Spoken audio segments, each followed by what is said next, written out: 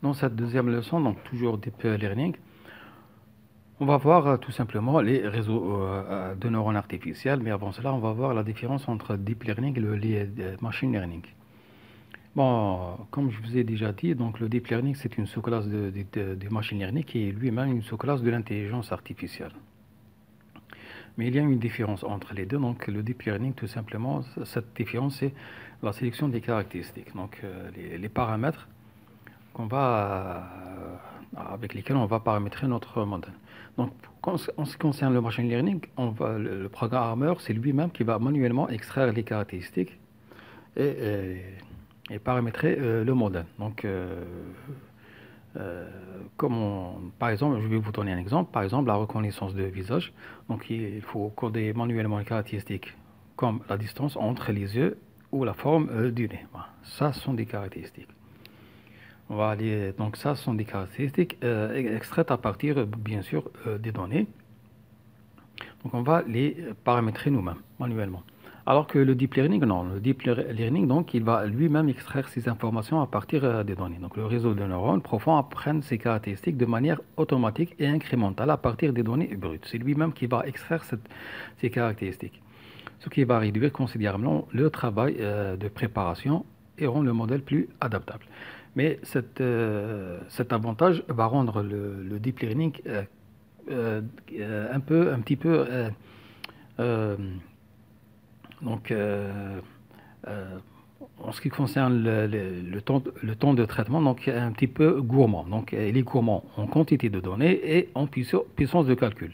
Donc généralement avec les GPU bien sûr pour l'entraînement. Donc c'est ça l'inconvénient. Donc ça va réduire le travail, donc la préparation donc, et le modèle va être adaptable, donc évolutif.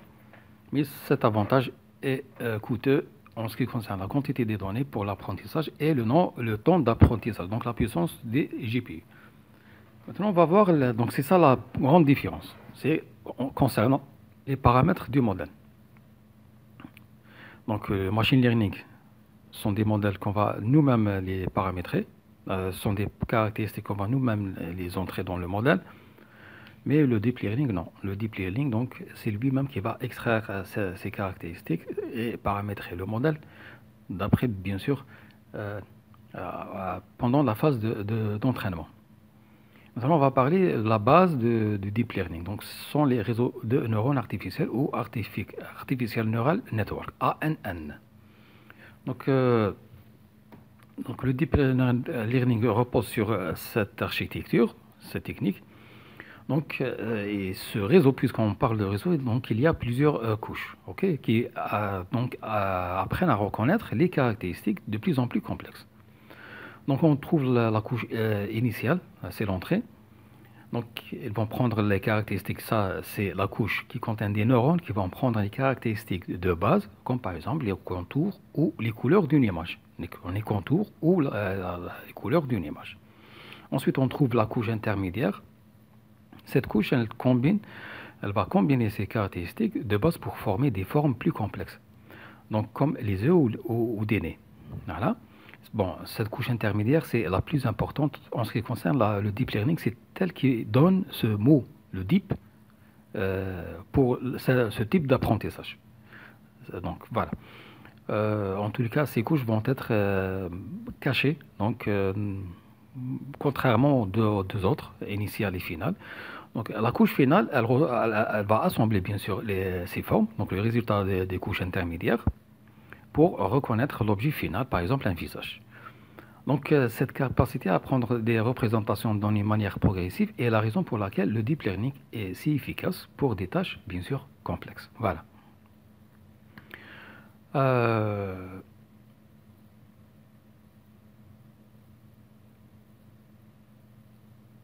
Voilà, donc dans cette section, on va détailler les réseaux de neurones artificiels et leur structure. Donc, on va parler des types de réseaux de neurones artificiels.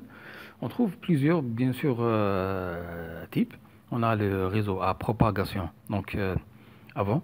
Donc, c'est ce qu'on appelle feed forward. En tous les cas, c'est le réseau le plus simple. Voilà. Pourquoi? Parce qu'il y a une entrée et un seul chemin. Il n'y a pas de retour. donc c'est feed forward. L'information, elle va circuler dans une seule direction, un seul sens, de la couche d'entrée. Donc, lorsqu'on parle de couche, ça veut dire un ensemble de neurones d'entrée vers la couche de sortie. Donc, sans boucle. Donc, il n'y a pas un retour. Donc, le retour, c'est d'après pour corriger l'apprentissage. Voilà. Donc, il va retourner les erreurs pour adapter ensuite les billets et les poids des relations. Donc, on va parler de ça après. Donc, ils sont utilisés pour des tâches de classification et de régression, hein, comme le machine learning, mais les caractéristiques vont être extraites par le modèle lui-même. Donc, notamment avec les perceptrons multicouches, les MLP, multi-layer perceptrons. On va parler de cela ensuite en détail, qui inclut des couches cachées. Donc, c'est ça, les couches intermédiaires sont des couches cachées pour gérer des fonctions non linéaires. Ok? Donc, ça, c'est le type de réseau le plus simple. Donc, un seul sens. On a le deuxième type, c'est le réseau de neurones convolutifs. Donc, c'est CNN, Convolutive Neural Network. Donc, ils sont idéaux pour la vision par ordinateur, comme la reconnaissance d'images. Ils utilisent des filtres convolutifs. Donc, ils sont basés sur ces filtres-là pour détecter des motifs dans les données. Voilà. Donc, on va leur injecter des données. Donc, ils vont trouver ce motif-là grâce, bien sûr, à ces filtres convolutifs. On a le troisième type, c'est le réseau de neurones récurrents, le RNN. Excellent pour, bien sûr, les données séquentielles. Lorsqu'on parle de données séquentielles, en général, on trouve les données, par exemple, de type texte, okay, langage, donc comme le langage naturel ou les séries temporelles. Donc, les séries temporelles, par exemple, pour étudier un événement qui va évoluer à travers le temps, comme par exemple la météorologie, la température, par exemple l'action d'une entreprise, les cours boursiers, tout ça. Donc ils ont une mémoire, c'est cette mémoire qui va leur permettre de prendre en compte le contexte précédent, voilà, pour ensuite évoluer dans le temps. Donc c'est pour cette raison qu'on parle de récurrent. On a un troisième type de réseau, c'est ce qu'on appelle les transformers. Donc ça, c'est la base des, par exemple, ChatGPT. Donc c'est un type de réseau qui va utiliser le mécanisme d'attention. Voilà, c'est ça la base. Il va utiliser un mécanisme d'attention pour se concentrer sur les parties les plus pertinentes des données. On trouve également le réseau antagoniste génératif. Donc c'est les GAN. Les GAN donc, sont constitués de deux réseaux et contiennent deux réseaux de neurones profonds toujours. On trouve un réseau générateur et un réseau discriminateur. Donc le générateur, par exemple, crée des données synthétiques, par exemple des images. Et le discriminateur tente de les distinguer de données réelles. Voilà. Donc c'est une sorte d'apprentissage qui va pousser notre système à bien déceler donc, les données réelles des données synthétisées. Donc ce qui conduit à des résultats de haute qualité. Donc c'est lui-même qui va générer les données pour qu'il apprenne à distinguer les données réelles des données synthétiques. Maintenant, on va parler des réseaux de neurones artificiels, ou les RNA. Bon, ça c'est notre sujet pour cette leçon. Donc un réseau de neurones artificiels est un modèle informatique donc inspiré du cerveau humain, conçu pour reconnaître des motifs et apprendre à partir de données. Il est utilisé pour des tâches complexes comme la reconnaissance d'images ou la traduction automatique sans être explicitement programmé pour chaque tâche. Voilà. Donc, il va lui-même apprendre tout ça d'après les données. Donc, voici une image. Donc, ça, c'est normalement, en général, ça va être la couche d'entrée. Ce n'est pas toujours le cas, mais ça, c'est vraiment ce qu'on appelle un réseau de neurones utilisé par le deep learning. Donc, on a une couche d'entrée, une couche de sortie. Et entre ces deux couches, on a une couche cachée qui contient plusieurs couches, plusieurs niveaux de neurones. Voilà. Et chaque neurone, il est connecté aux autres à travers des liaisons, ce qu'on appelle chaque liaison a un poids. On va parler de ça ensuite. Donc, RNA, donc ça veut dire le réseau de neurones artificiels, est organisé en couches de neurones artificiels, appelées nœuds. Voilà, ou unités. La structure la plus simple est composée de 3 couches principales. Les 3 couches principales, c'est une couche d'entrée, ce qu'on appelle input layer, reçoit les données brutes, par exemple des pixels d'une image. Ensuite, on trouve une couche cachée, donc c'est intermédiaire, hidden layers, effectue la majeure partie des calculs. Elle peut être au nombre d'une ou plusieurs, bien sûr, couches. C'est la profondeur du réseau, le nombre de couches cachées, qui détermine s'il s'agit de deep learning. Voilà, donc c'est la couche intermédiaire, sa profondeur qui va déterminer s'il s'agit de deep learning. Et c'est la partie la plus importante, hein. Elle fait le calcul. Donc, en général, comme si à l'entrée, on va donner des données globales. Ensuite, à force de passer dans les couches intermédiaires, ça va donner plus de sens aux données d'entrée, brutes d'entrée. Donc, une sorte de clarification des données. Donc, c'est ça la recherche de motifs. Ensuite, on trouve la couche de sortie, donc output layer, fournit le résultat final du réseau, comme une prédiction ou une classification, bien sûr, c'est ça, la prédiction ou classification. Chaque nœud d'une couche est connecté à tous les nœuds de la couche suivante. Voilà, vous voyez ici qu'il y a plusieurs, donc chaque nœud est connecté à plusieurs couches, nœuds de la couche suivante. Ok. Chaque connexion possède un poids. Donc ça, les connexions possèdent un poids. Ok. Ça, c'est très important. Ça va entrer dans le calcul pour minimiser l'erreur, la pondération. Donc, chaque nœud d'une couche possède un poids, weight, qui représente son importance, l'importance de cette liaison. Donc, le neurone reçoit les signaux d'entrée, donc les multiplier. Donc, chaque neurone, il va recevoir, par exemple, en ce qui concerne ce neurone, il va recevoir les signaux de chaque ligne. Il va prendre les signaux, il va les multiplier par le poids de chaque liaison. Il va faire la somme. Par leur poids respectif, les sommer et ajouter ce qu'on appelle le biais, un biais. Le résultat est ensuite passé à travers une fonction d'activation. Voilà. Cette fonction d'activation, elle va soit activer ou non le neurone. S'il est activé, il va envoyer l'information vers le prochain neurone. S'il n'est pas activé, il ne va pas l'envoyer l'information. Donc, à travers une fonction d'activation qui détermine si le neurone doit être activé et envoyer un signal à la couche suivante. Donc, le processus d'apprentissage d'un réseau de neurones artificiels, donc RNA, souvent appelé entraînement, est itératif. C'est ça, il est itératif. Donc, pourquoi? Pour corriger l'erreur s'il y en a. Il utilise un grand volume de données. Il se déroule principalement en deux phases. On parle de l'apprentissage. Donc la première phase, c'est la propagation avant, donc forward propagation, ça veut dire l'entrée, couche intermédiaire et sortie. Les données d'entrée traversent le réseau de la première couche à la dernière couche, voilà, pour produire une prédiction à la sortie ou classification. Ensuite, on a la rétropropagation ou backpropagation. Ça veut dire quoi? À la sortie, l'erreur entre la prédiction du résultat et le résultat attendu est calculée. Donc on a un résultat attendu et on a un résultat prédit par le modèle, le réseau de neurones. Cet algorithme, qu'est-ce qu'il va faire? Il propage ensuite cette erreur en arrière. Donc elle va prendre le sens contraire, vers l'arrière. C'est pour cette raison qu'on parle de backpropagation. Donc vers l'arrière, à travers toujours le réseau, de la couche de sortie, donc la couche de sortie vers la couche d'entrée.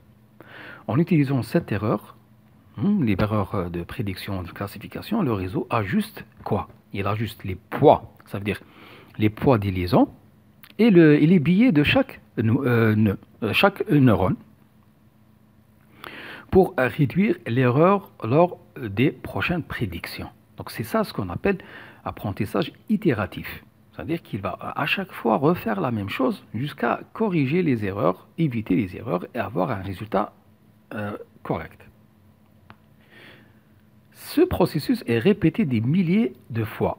Donc chaque répétition est appelée époque, jusqu'à ce que le réseau ait appris à effectuer la tâche avec une bonne précision. Par exemple, distinguer une image d'une personne, ou le visage d'un être humain d'un chat, ou par exemple une lettre écrite avec un stylo. Voilà. On trouve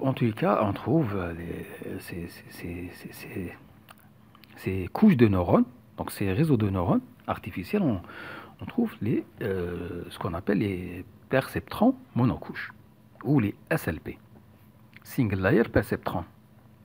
Donc le perceptron monocouche, ou SLP, est l'une des architectures les plus simples de réseaux de neurones artificiels.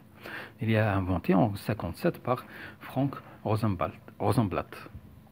On a bien sûr, il est constitué d'une couche d'entrée et une couche de sortie. Donc il n'y a pas de couche intermédiaire. Donc une couche d'entrée, on a 2 neurones, et une couche de sortie, on a un seul neurone. Donc la structure de perceptron monocouche est très simple. Il s'agit d'un classifieur linéaire qui apprend à séparer les données en 2 classes. Donc c'est binaire, en utilisant une seule couche de neurones de sortie, sans aucune couche cachée. Donc il n'y a pas de couche intermédiaire, dans lesquelles plusieurs neurones d'entrée envoient des signaux à un neurone de sortie, via différentes connexions. Bien sûr, chaque connexion a un poids bien précis. Voilà. Donc ça, c'est le schéma.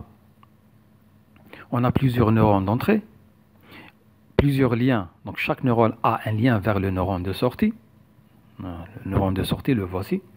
Le neurone de sortie, qu'est-ce qu'il va faire? Il va prendre toutes les informations, les multiplier par le poids de chaque connexion avec le neurone qui a envoyé l'information, et il va additionner. Ensuite, faire l'addition, la somme. Ensuite, qu'est-ce qu'il va faire? Il va injecter, donc le résultat, il va la passer à une fonction, ce qu'on appelle une fonction d'activation. Et cette fonction d'activation, elle va soit activer le neurone pour envoyer le résultat ou non. Donc soit 1, l'état 1 ou l'état moins 1. Donc si 1, ça veut dire il est activé, moins 1, il n'est pas activé. Donc le perceptron monocouche fonctionne sur le principe suivant. Entrée et poids. Donc il reçoit plusieurs entrées, voilà, plusieurs entrées, les inputs, la couche d'entrée, numérique, voilà, c'est les caractéristiques, les features. Chaque entrée est associée à un poids numérique qui reflète son importance. Ensuite, qu'est-ce qu'il va faire le neurone, la couche de sortie? Donc la somme pondérée. Donc le perceptron calcule la somme pondérée de ces entrées. Donc cette somme est le résultat de quoi? De la multiplication de chaque entrée par son poids, le poids de neurone, la liaison correspondante, à laquelle on ajoute un biais. Donc le neurone, il va ajouter un biais pour ajuster la valeur de seuil. Le seuil de quoi? De l'activation. La formule mathématique est bien sûr la somme des poids fois les informations d'entrée plus le biais. Ça c'est Y. Ensuite, d'après Y, on peut activer ou non notre neurone. Ensuite vient la fonction d'activation. Le résultat de cette somme, Y, pondérée, et ensuite passée à une fonction d'activation. Souvent une simple fonction seuil, qui décide si le neurone doit s'activer, donc produire une sortie de 1 ou non, produire une sortie de 0. Voilà, donc si c'est 1, ça veut dire la somme est par exemple supérieure à 0, moins le cas contraire. Et ça, ce sont des exemples de fonctions d'activation. Voilà. Ensuite, on parle d'apprentissage. Ça veut dire quoi l'apprentissage? Donc l'apprentissage est supervisé. Ok? Si la sortie prédite est incorrecte, le perceptron ajuste ses poids pour réduire l'erreur. Donc c'est l'itération. Ça veut dire qu'il va prendre le chemin contraire pour ensuite corriger les poids et le biais ajouté du neurone. Cet ajustement se fait de manière itérative jusqu'à ce que le perceptron parvienne à classer correctement la majorité des données d'entraînement. Voilà. C'est ça le principe. Donc ensuite vient bien sûr l'évaluation. Comme vous savez déjà, on a déjà parlé de ça. Donc les données sont divisées en deux. Donc il y a les données 80% données d'apprentissage, les 20% données d'entraînement. Les données d'entraînement doivent être inconnues pour le modèle. À la fin, donc lorsqu'on voit que vraiment l'apprentissage a donné de bons résultats, donc grâce bien sûr à des fonctions dans Python, grâce à TensorFlow, donc l'évaluation, à la fin de la phase d'apprentissage, on passe à la phase d'évaluation, au cours de laquelle le perceptron, donc appris, doit analyser un autre ensemble d'entrées, donc c'est l'ensemble de tests dont les résultats sont également connus. Donc en évaluant les différences entre les valeurs obtenues et les valeurs attendues, on connaît la capacité du réseau de neurones à résoudre le problème d'apprentissage profond. Donc souvent le pourcentage de cas deviné par rapport au cas erroné est utilisé pour indiquer cette valeur, tout simplement ce qu'on appelle la précision. Maintenant on va parler des perceptrons multicouches, ou les MLP, multilayer perceptrons. Un perceptron multicouche est tout simplement un type de réseau de neurones qui se distingue du perceptron monocouche par la présence d'au moins une couche cachée entre la couche d'entrée et la couche de sortie. C'est celle-là en vert. Voilà. Cette architecture lui permet de résoudre des problèmes de classification non linéaire, ce qui est impossible avec, bien sûr, le simple, le SLP. Le SLP n'utilise que les classifications linéaires, donc il peut diviser en deux groupes. Mais si on a plusieurs, par exemple, un éparpillement des données qui ne sont pas vraiment regroupées distinctement, donc on utilise une façon classifieur linéaire, non linéaire plutôt. Donc c'est ça la différence avec le simple, le SLP. Voilà. Et cette architecture lui permet de résoudre des problèmes de classification non linéaire, ce qui était impossible avec le SLP. Et bien sûr, c'est grâce aux couches intermédiaires. Donc, un MLP est une version plus complexe et plus puissante du perceptron. Il est composé de quoi? 3 couches. La couche d'entrée reçoit les données brutes. Le nombre de neurones de cette couche est égal au nombre de caractéristiques des données. Voilà, qu'on va entrer. Ensuite, on trouve une couche cachée, l'intermédiaire, donc celle-là. Ces couches intermédiaires sont le cœur du, bien sûr, le MLP. C'est ça le cœur. Donc, elles transforment les données d'entrée de manière non linéaire, ce qui permet au réseau d'apprendre, bien sûr, des relations complexes. Ensuite, on trouve toujours la couche de sortie, fournit le résultat final du réseau comme une classification ou une prédiction. Donc, contrairement au perceptron monocouche, le SLP, qui utilise une fonction d'activation simple, comme une fonction seule, les neurones de MLP utilisent généralement des fonctions d'activation non linéaires, telles que par exemple sigmoïde, le TAN ou le ReLU. C'est cette non-linéarité, donc ça c'est purement ce sont les maths qui donnent au MLP sa capacité à modéliser des problèmes complexes. Voilà, la non-linéarité entre les relations des données. Donc l'apprentissage maintenant du MLP se fait via un algorithme appelé rétropropagation du gradient. Voilà. Donc c'est backpropagation, c'est un processus itératif qui se déroule comme suit. On a la propagation avant, donc les données entrent d'entraînement, donc ils vont entrer par la couche d'entrée, sont introduites dans le réseau à travers les couches de l'entrée à la sortie pour générer une prédiction à la sortie. Ensuite, le calcul de l'erreur. L'erreur entre, par exemple, la prédiction et la valeur réelle est calculée. Ensuite, ça vient le sens contraire, la rétropropagation. Ça veut dire que l'erreur est propagée au sens inverse, comme on l'a déjà dit, donc de la couche de sortie vers la couche cachée. Donc cet algorithme calcule le gradient de l'erreur par rapport à chaque poids. Ensuite vient l'ajustement des poids. Donc les poids de toutes les connexions sont ajustés proportionnellement à leur contribution à l'erreur. Voilà. Grâce à l'optimiseur pour minimiser l'erreur totale. Donc ce processus est répété d'une façon itérative sur l'ensemble des données d'entraînement, ce qui permet au réseau d'apprendre progressivement et améliore sa précision. Donc la principale différence réside dans la capacité à résoudre des problèmes non linéaires. Ce tableau contient une différence entre le SLP et le MLP. La première différence, c'est la couche. Le SLP, couche d'entrée et couche de sortie uniquement, alors que le MLP, on a une couche d'entrée, une ou plusieurs couches cachées, d'après la profondeur, et couche de sortie. Notre caractéristique, le problème résolu, donc ça, ce sont des problèmes de classification linéaire, alors que celui-là, le MLP, c'est problème de classification linéaire et non linéaire, les deux. C'est plus complexe. Donc la fonction d'activation, également une autre caractéristique qui fait la différence entre les deux.